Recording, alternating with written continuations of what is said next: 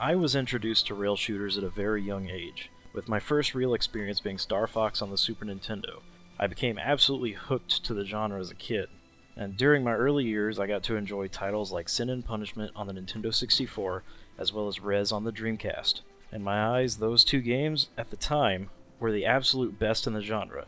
That is until the day I first played Panzer Dragoon. I remember very distinctly coming home one evening and my father saying, "I know how much you like Rez, so I thought you should give this a try.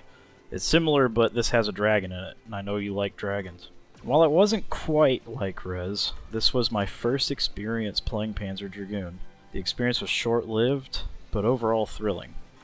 Fast forward to 2020, it's been 25 years since the initial release of Panzer Dragoon on the Sega Saturn, and 18 years since the release of Panzer Dragoon Orta, the last official entry in the series that we have seen in the West. 18 years is a long time when it comes to game releases. So when I saw that Panzer Dragoon was not only making a comeback to the Nintendo Switch, but that it would also be a full-blown remake, I was ecstatic. So how does it hold up? Well, for the most part, it gets things right. However, there are some issues that I feel rather mixed on.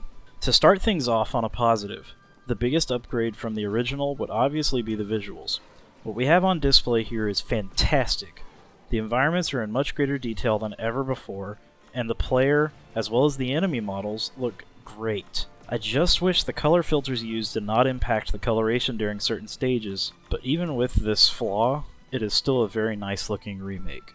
Now when it comes to audio, things get a little interesting. You see, the soundtrack is completely intact, and it is absolutely glorious. Sweeping orchestral soundscapes really elevate the experience and make for some magical moments.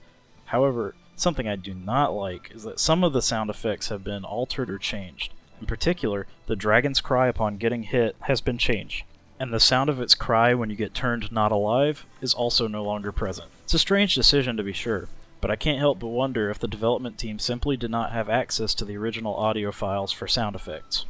Moving into gameplay, it's Panzer Dragoon. I don't really know what else to say about that. You fly through zones while shooting down enemies with your rider's pistol, as well as the absolutely iconic and powerful lock-on shots that your dragon shoots off like fireworks on the 4th of July.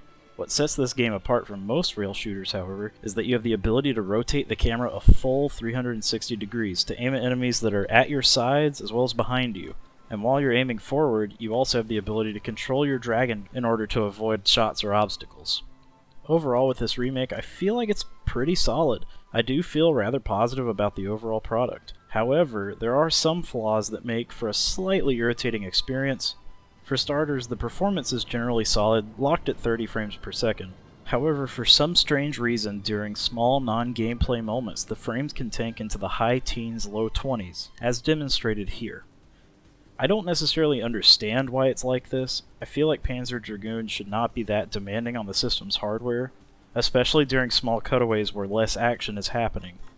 During gameplay, thankfully, the frame rate is rather consistent with minor dips from 30 to 29 frames here and there. I feel like a small patch could stabilize this further, so it's not that big of a deal. Another performance-related issue involves input delay.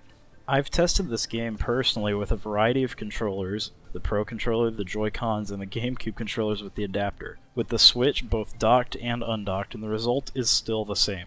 There's a very small amount of input delay that completely threw me off until I forced myself to adjust to it. Thankfully, the developer has stated that they are working on a fix currently, but for the time being, it's just slightly irritating to play this game on hard because of said input delay.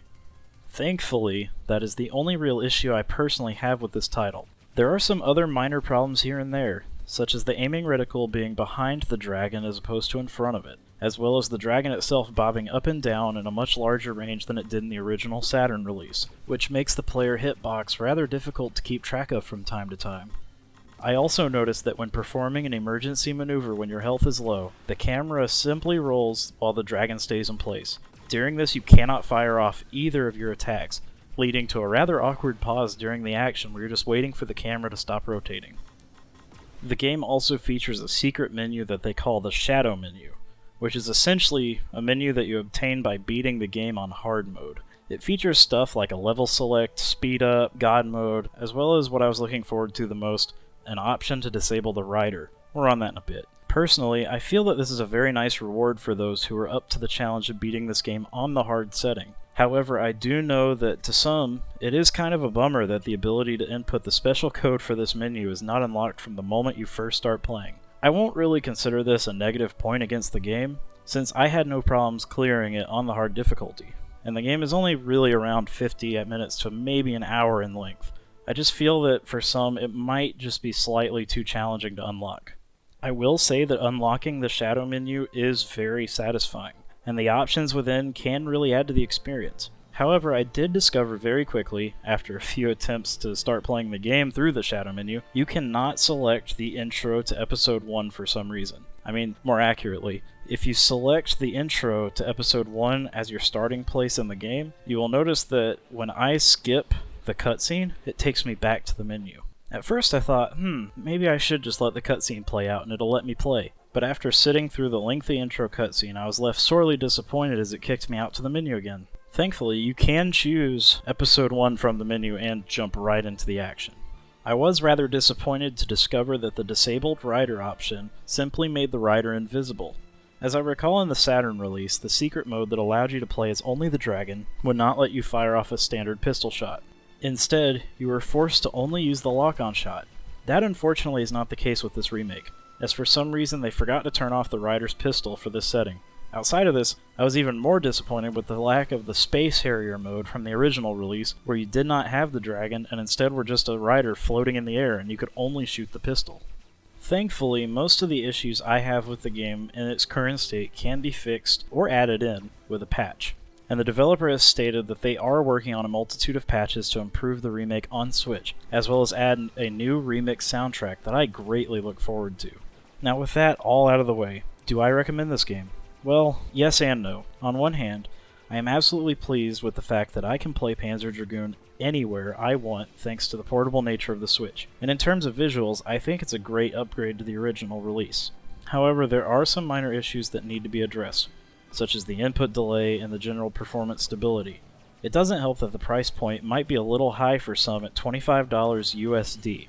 However, with that being said, I still greatly enjoyed playing this version of the game despite its flaws. If you're a fan of the series, it is definitely worth picking up, and if you're on the fence or have a passing curiosity in Panzer Dragoon, then I would say wait until the game has received a couple of patches first, because it can be a touch rough in some places.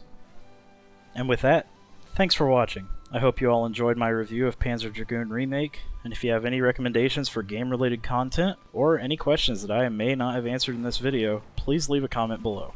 I've been wanting to get into this for a while now, and with everything going on in the world, I just felt that it was a good time to get started.